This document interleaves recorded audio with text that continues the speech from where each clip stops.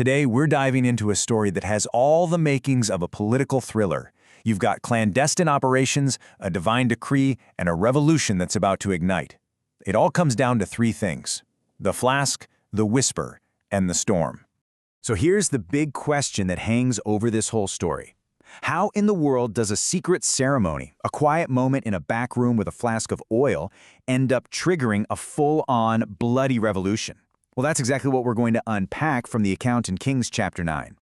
Everything kicks off with a secret, and I mean very secret and urgent mission. This is not some public announcement, okay? This is a prophecy being set in motion from the shadows, far away from anyone who might be watching. Now, to really get the stakes here, you have to picture the scene.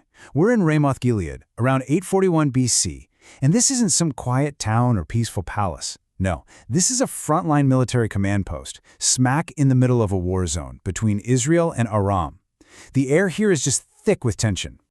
So the prophet Elisha gives the command. But you'll notice he doesn't go himself. He sends a young, unnamed prophet's apprentice with this very specific instruction. And that first phrase, well, that tells you everything you need to know. Gird up thy loins. Today we might say brace yourself or get ready to move. But this was way more intense. It was an ancient command that basically meant prepare for something incredibly demanding and probably dangerous that's about to happen right now. This mission is serious. And you can see how every single part of this plan is built around secrecy. Elisha doesn't send a well-known figure. He sends an anonymous courier. And the instrument of coronation isn't a crown, it's a small, easily hidden flask of oil. This is a covert op through and through. And that brings us right to the heart of the matter, the anointing itself. This isn't happening on some grand public stage. A new king is about to be chosen, but it's happening in the shadows, behind closed doors.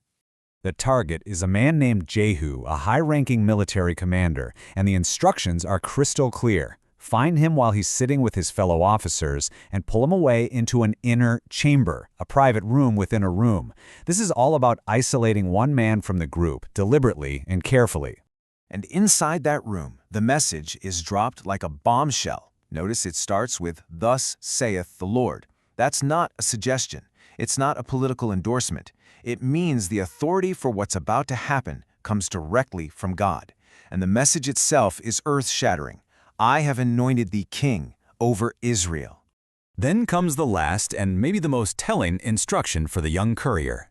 Pour the oil, say the words, and then run. Don't wait for questions, don't explain anything, just get out of there. This is it. It's the point of no return. The fuse has been lit and things are about to happen so fast there's simply no time for discussion. So we know what happened in that room. But the big question is, why? This wasn't just a random power grab. The story gives us a very clear mandate for justice, a divine justification for what is about to be a violent coup. Jehu's mission is presented as a legal sentence being carried out.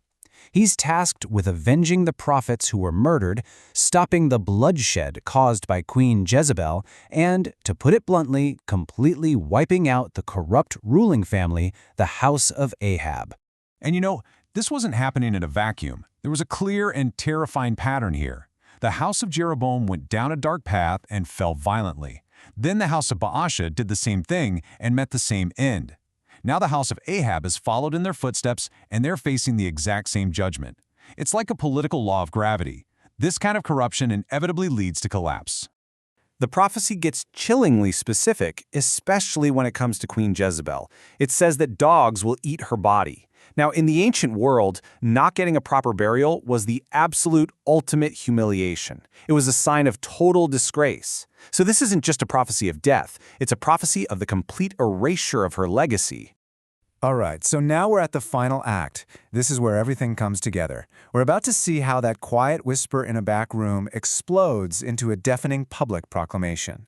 When Jehu comes back out of the room, his fellow commanders are immediately suspicious. And just listen to how they ask about the courier. Wherefore came this mad fellow to thee? They don't see a holy man, they see a lunatic. It just goes to show you how the establishment often viewed prophets as crazy, right up until their prophecies started coming true. And here it is, the turning point. Jehu tries to brush them off, but they don't buy it. They say, "It is false. Tell us now." So he tells them. He repeats the divine message. Thus saith the Lord, I have anointed thee king over Israel. And just like that, you can imagine the skepticism in that room just shattering. What happens next is incredible. Their response is immediate. There's no debate, no committee meeting, they just act. They perform the rituals of coronation right there on the steps. They lay down their cloaks to make a makeshift throne, they blast the trumpets to make it official, and they shout as one.